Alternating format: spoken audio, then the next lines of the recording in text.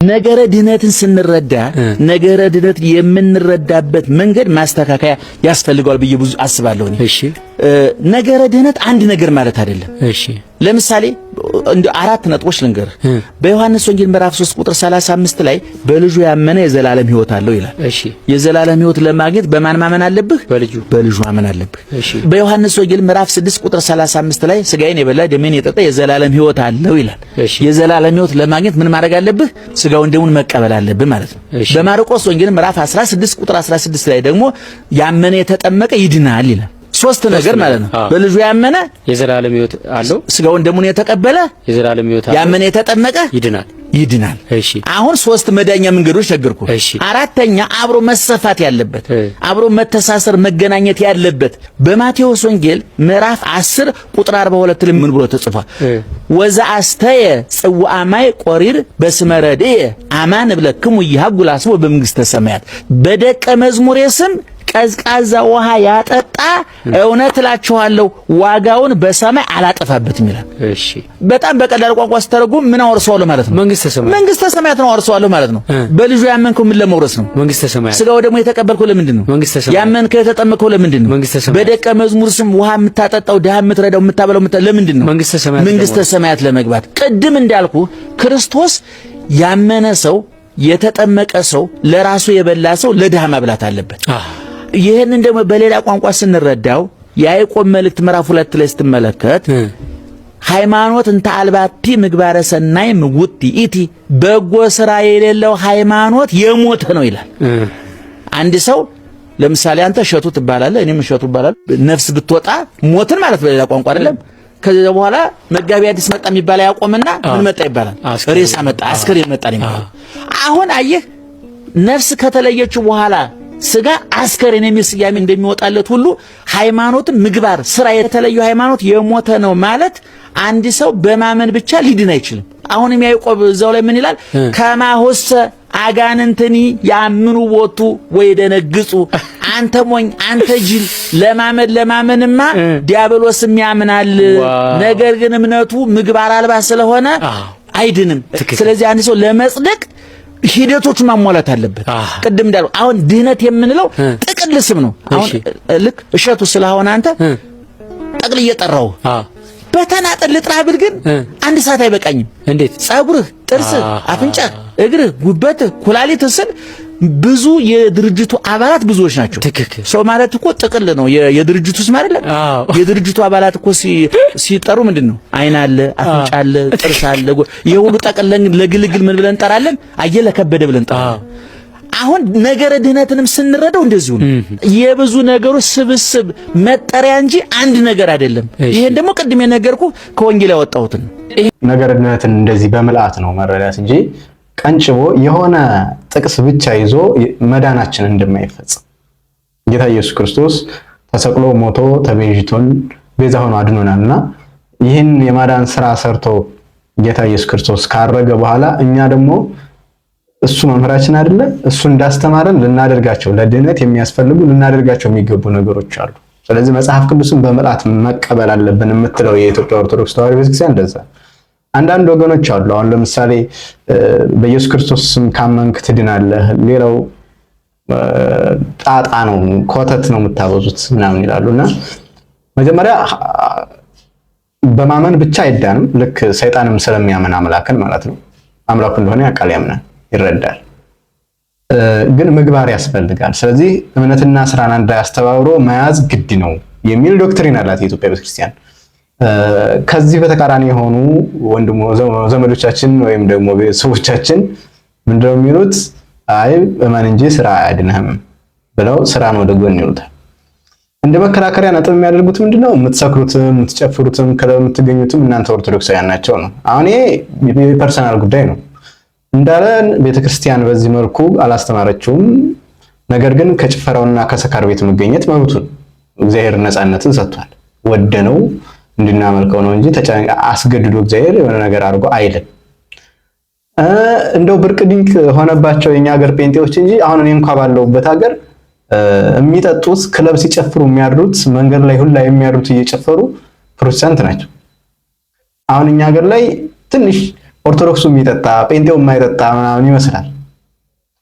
አሁን ወደ አውሮፓ ሀገርም ወደ ተለያዩ ሀገሮችን ስታዩ ፕሮቴስታንቶች እየጠጡ እየሰከሩ ያድራሉ። ያ ማለት ግን ፕሮቴስታንት መጽሐፍ ቅዱሱ ጠጡ ይላል ለዛ ነው የምትሰክሩት ሊያስብል አይችልም። ስለዚህ ይሄ እንደው ሃስቲ ጄነሬሽን ነው የሚሆነው ብሎ በእምነት የሚኖር ሰው ወይ በሃይማኖት ውስጥ የሚኖር ሰው በድክመቱ ምክንያት የሚያደርጋቸው ኃጢአቶች ቤተክርስቲያኑን ወይም ደግሞ ሃይማኖቱን አያስወቅሰው። ይሄ ምክንያታዊ አለመሆን ነው፣ በቃ ሎጂካል አለመሆን ነው እንጂ የኔ መስከር፣ የኔ መውደቅ፣ የኔ መዘሞት፣ የኔ መርከስ ቤተክርስቲያኒቱን አያስጠይቃት። የቤተክርስቲያኒቱ ትምህርት ምን እንደሆነ ስለምታውቁ ማለት ነው እንደዚህ የምትሉ ሰዎች ራሳቸው። ስለዚህ የአዙሪት ህይወት ነው የምትኖሩትና የምትሉ ሰዎች ብትረዱት ጥሩ ነው። ይሄን የቤተክርስቲያኒቱ ትምህርት ቅድስና፣ ንጽህና፣ በጎ ስራና ፍጹም የሆነች እምነትን ማመን ነውና ከዚህ ውጭ ያለው ግን አያዋጣም። እንደው ለመሰዳደብ ካልሆነ እናንተ ተሰክራላችሁ፣ እናንተ ትጨሳላችሁ፣ እናንተ ትጥቅማላችሁ ምናምን መባባሉ አያዋጣም። ምክንያቱም የሃይማኖቱ ፕሪንሲፕልስ መርህም ስላልሆነ ማለት ነው። ቀጥላለሁ ሌላ ቪዲዮ። መምህሮቻችን እነ ቅዱስ ቄርሎስ እነ ቅዱስ ዮሐንስ አፈወርቅ ለበጎቻቸው የሚሞቱ ነበሩ። እነዚህ ናቸው መምህሮቻችን። እነዚህን ነው ማሰብ። ማን እንደላከው የማይታወቀው ሁሉ ሐሳብ አመጣ ቁጥር መረበሽ የለባቸውም። መምህሮቻችን እነዚህ ናቸው። ልብ በሉ። የስህተት ትምህርቶችን የሚያስተላልፉ ሰዎች ወይ አድርባዮች ናቸው፣ ወይ ሆዳም ናቸው፣ ወይ ሹመት ፈላጊዎች ናቸው። እንግዲህ ሰው ሲጠፋ ነው እኛም አባይ እየተባልን ያለው። አባት የምንላቸው እነዚህን ነው። እንዲህ ነበሩ መምህሮቻችን። ደጋፊ የሚያደራጁ፣ ቲፎዞ የሚያደራጁ፣ እኔ ተነካው ውጡልኝ የሚሉ አልነበሩም መምህሮቻችን። እኛ እንደ እኔ ለራሴ የሌሎች መምህራን አላውቅም። እኔ ለራሴ የአባቶቼ ህይወት የለኝም፣ የአባቶቼ ትምህርት ግን አለኝ። ተምረናል ትላላችሁ። እስኪ አንብቡ ሂዱና፣ እመቤታችን ምን እንደሚላት ጌታ ምን እንደሚለው ሂዱና አንብቡት። ቤዛ፣ ምትክ፣ ለውጥ፣ ጥብቅና፣ ጠበቃ መሆን፣ መዋጀት፣ አዳኝነት፣ መታደግ እንደማለት ነው። ለጌዛ ቤዛ ሲባል የራሱ ትርጉም አለው። ብዙ ሊቃውንት ብዙ ስላሉበት እዚህ ጉዳይ ብዙ ማለት አልፈልግም። እመቤታችን ቤዛ ስንላት ከጌታ ጋር አስተካክለን ሳይሆን ለውጥ ማለት ነው። ምንድነው ለውጥ? ሆኖ የማያውቅን ምስጢር እስራኤል ባህር ቢሸገሩ አይደንቅም። ይሄ ኖህ በውሃ ላይ ሲንሳፈፍ ስለተነገረ እናውቀው የለም። ደመና ከሰማይ ህብስት ቢያወርድ አይደንቀንም። ይሄ እግዚአብሔር መጋቢ ነው፣ ባዶዋን መሬት እንድታበቅል አድርጓታልና። ፈርዖን ቢሰጥም እሱም አይደንቀንም። እግዚአብሔር ጠላትን ማጥፋቱና መግደሉ መቅጣቱ የታወቀ ነው። የሚደንቀን ግን ድንግል እንደሆነች መጽነሷ፣ ድንግል ከወለደች በኋላ ድንግል መሆኗ፣ ሴት አምላክን ወልዷ መታቀፏ ግሩም ነው። ይሄ ታምር ይሏቸዋል። የድንግል ማርያም ማህፀን ይሄ የሚደንቀን ሆኖ የማያውቅን ነገር ያመነች ብፅዕት።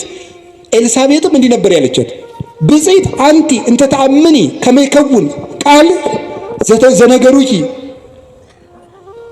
ከእግዚአብሔር ተልከው የነገሩሽ ቃል እንደሚሆን የምታምኝ አንቺ ብፅዕት ነሽ። ያመንሽ አንቺ ብፅዕት ነሽ። ሔዋን የሌላትን እምነት ይዛ በመገኘት የሔዋን ጠበቃዋ ድንግል ማርያም ናት፣ ቤዛዋ ናት።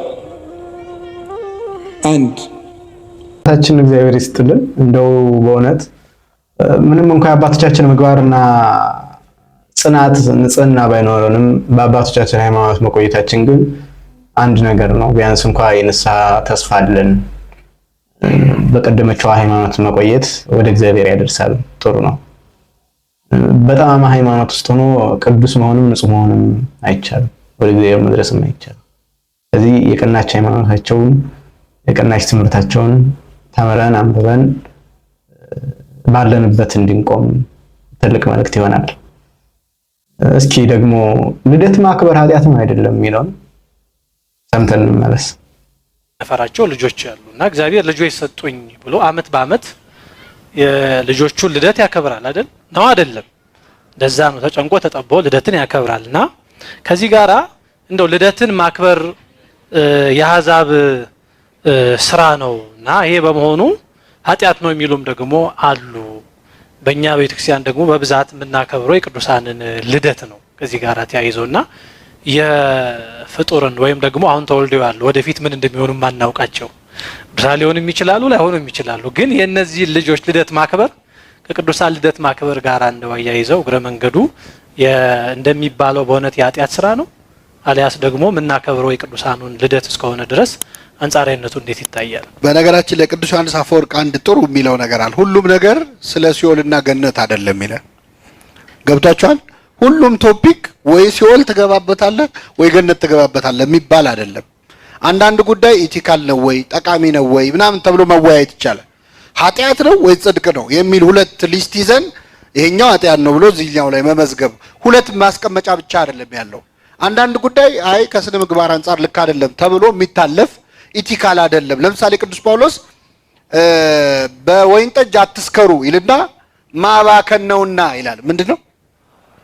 ምንድነው ማባከን ነውና ነው ያለው። ማለት መጠጥ መቅመስ ኃጢአት ነው አላለም፣ ግን አትስከሩ፣ ስካር ኃጢአት ነው። ከዛ ጨምሮ ምን አለ? ምን ማድረግ ነው? አሁን ቅዱስ ጳውሎስ ይህንን ያየው ከኢኮኖሚያዊ ፐርስፔክቲቭ ነው ማለት ነው። እና ብዙ ዳይሜንሽኖች አሉት መጽሐፍ ቅዱስ የሆነ ነገር ሲከለክል እንጂ ቀጥታ ሲኦል ይጨምራል ወይስ ገነት ይጨምራል በሚል አይደለም። ሁሉንም ነገር ሲኦል ወይ ገነት አድርጋቸው አትዩት ያለው ቅዱስ ዮሐንስ አፈወርቅ። ልደትን በተመለከተ አዎ መጽሐፍ ቅዱስ ላይ ልደት ሲያከብሩ ያየናቸው ሰዎች አህዛብ ናቸው። የኛ ትርጓሜ አህዛብ ከጠባብ ወደ ሰፊ ከጨለማ ወደ ብርሃን የወጣንበት ቀን ነው ሲሉ ያከብራሉ የልደት ቀናቸውን ይላል። ስለዚህ መጽሐፍ ቅዱስ ላይ ያየናቸው የአህዛብ ነገስታት ልደታቸውን አከበሩ የሚል ነው። ይሄ ብቻውን ግን ኃጢአት ሊያደርገው አይችልም። ከአህዛብ የወሰድናቸው መልካም ነገሮች ብዙ አሉ። መልካም ነገሮች በጣም ብዙ አሉ እና ለምሳሌ አህዛብ የሚያስገርም ቸርነት አሳዩን ይላል ቅዱስ ሉቃስ በሐዋርያት ሥራ። ስለዚህ ቸርነት የአህዛብ ስራ ነው ብለን ልንተውኑ? አህዛብ አድርገውታል፣ ግን ቸርነት ነው፣ መልካም ነገር ነው። ብዙ ፓጋን ኦሪጂን ያላቸው እኮ ወደ ክርስትና በጥሩ ተተርጉመው ተቀይረው የመጡ ነገሮች አሉ። እስራኤል ከግብጽ ይዘዋቸው የወጡ በጎ ልምምዶች አሉ፣ ክፉም እንዳለ ሁሉ ማለት ነው። ስለዚህ የአህዛብ ስለሆነ ኃጢአት ነው ማለት አይደለም። ባጭሩ ልደትን ማክበር ኃጢአት ሊሆን አይችልም። ግን ቅዱስ ጳውሎስ በአንድ አረፍተ ነገር ዘግቶታል። የምታደርጉትን ሁሉ ለማን ክብር አድርጉት? ለእግዚአብሔር ክብር አድርጉት። ልደት አስበህ የተወለድክ ይመስል ራስህን ሰለብሬት የምታደርግበት ሳይሆን ከጠባብ ወደ ሰፊ ካለመኖር ወደ መኖር ያመጣህን አምላክ ምን የምትልበት የምናመሰግንበት ሆኖ ካለፈ መልካም ነው። ነዳያን የምናበላበት ይኸውላችሁ አሁን እዚህ ላይ ነው የነዳያኑ የሚመጣው። ወይም ሌላ በጎ ስራ የምንሰራበት ሆኖ ካለፈ የበረከት ቀን ሆኖ ሊያልፍ ይችላል። አንድ ጥቅስ እዚህ ላይ በጣም ጥሩ ነገር የሚያሳይ ልንገራችሁ። ሮሜ ምዕራፍ 14 ከቁጥር 5 ላይ ይህ ሰው አንድ ቀን ከሌላ ቀን እንዲሻል ያስባል፣ ያ ግን ቀን ሁሉ አንድ እንደሆነ ያስባል። እየሰማችሁ ነው? አንዳንዱ ሰው አንዱ ቀን ከሌላው ቀን እንደሚሻል ያስባል። አንዳንዱ ሰው ግን ቀን ሁሉ ያው ነው የሚል ሰው አለ። ኧረ እኔ ልደቴ ጉዳይ አይደለም የሚል ሰው አለ። ለአንዳንዱ ሰው ደግሞ ልደቱ በጣም ትርጉም ያለው ቀን ሊሆን ይችላል። አይችልም? በቃ የልደቱን ቀን እንዴት አኮረፍከኝ አኩርፎ የሚውል አለ፣ ደውለ እንኳን አደረሰ ሳትለኝ ብሎ። ለአንዳንዱ ሰው ደግሞ ለካ ልደቴ ነበረ ይላል በ3 ቀኑ። ቅዱስ ጳውሎስ ምን አለ? ይህ ሰው አንድ ቀን ከሌላ ቀን እንደሚሻል ያስባል፣ ያ ግን ቀን ሁሉ አንድ እንደሆነ ያስባል። እያንዳንዱ በገዛ አእምሮ አጥብቆ ይረዳ። ቀንን የሚያከብር ለጌታ ብሎ ያከብራል፣ የሚበላም እግዚአብሔርን ያመሰግናልና ለጌታ ብሎ ይበላል ይላል። ስለዚህ የምታደርጉትን ሁሉ ለማን ክብር አድርጉት? ለእግዚአብሔር ክብር አድርጉት። ማንኛውም ነገር ብናደርግ ልክ ኃጢአት ነው ጽድቅ ነው። በክርስትና ሕይወት ውስጥ ክርስቲያኖች እያደጉ በሄደ ቁጥር ኃጢአትና ጽድቅ ጉዳያቸው አይሆንም። ምክንያቱም ክርስትና ክርስቶስን የመምሰል ጉዞ፣ ክርስቶስን የመምሰል ያለመምሰል ጉዳይ ነው ትግሉ የሚሆነው ማለት ነው፣ የክርስቶስ የመሆን ያለመሆን። ስለዚህ የክርስቶስ ለመሆን በሚደረግ ጥረት ውስጥ ወይም ደግሞ ክርስቶስን ለመምሰል በማደግ ሕይወት ውስጥ ሲኖር አንድ ክርስቲያን ከትናንቱ ይልቅ ዛሬ ምን ያክል ወደ ክርስቶስ ቀርብ ያለው ነው እንጂ ኃጢአት ነው ኃጢአት አይደለም ሲኦል ያስገባኛል ወይ ገነት ያስገባኛል ብሎ የካልኩሌሽን ኑሮ መኖር እየቀነሰ ነው የሚሄደው። ክርስትና የተረዱት አባቶች ሲነግሩን ሁሌ ክርስቶስን ለመምሰል ማደግ ነው እንጂ ይሄ ኃጢአት ነው ይሄ ጽድቅ ነው እያሉ መቁጠር የሚያጸድቅም የሚያድንም ወይም ደግሞ በክርስትና ሕይወት የሚያሳድግ ጉዳይ አይደለም። ስለዚህ አንዳንዴ ኃጢአትም ጽድቅም ያልሆነ ነገር አለ። ለምሳሌ ኢንጂነር መሆን፣ ዶክተር መሆን ኃጢአትም አይደለም ጽድቅም አይደለም፣ ስራ ነው። ለጊዜው ዳቦ የምንበላበት የምንኖርበት ነው። ስለዚህ ኃጢአትም ጽድቅም ያልሆኑ ነገሮች አሉ። ግን እነሱን እንዴት እንደምንጠቀማቸው አለማወቃችን ነው ኃጢአትም ጽድቅም የሚያደርጋቸው። ለምሳሌ አንድ ኢንጂነርነቱን ተጠቅሞ ኃጢአት ሊሰራበት ይችላል፣ ጽድቅንም ሊሰራበት ይችላል። አንድ ዶክተርነቱን ተጠቅሞ ኃጢአት ሊሰራበት ይችላል፣ ጽድቅም ሊሰራበት ይችላል። በራሱ ግን ያንን መሆን ኃጢአትም ጽድቅም አይደለም። ስለዚህ ኃጢአትና ጽድቅ ብቻ ተብሎ የሚከፈል አይደለም ማለት ነው በዚህ ዓለም ላይ እያከናወንነው ያለነው ያንዳንዱ ድርጊት። ስለዚህ በዚህ መልኩ ብንረዳው ጥሩ ነው እንጂ ልማዱ የአሕዛብ ልማድ ነው ይባላል። እግዚአብሔር ይስጥልን። እስከዚህ ሰዓት አብራችሁ ስለቆያችሁ አመሰግናለሁ።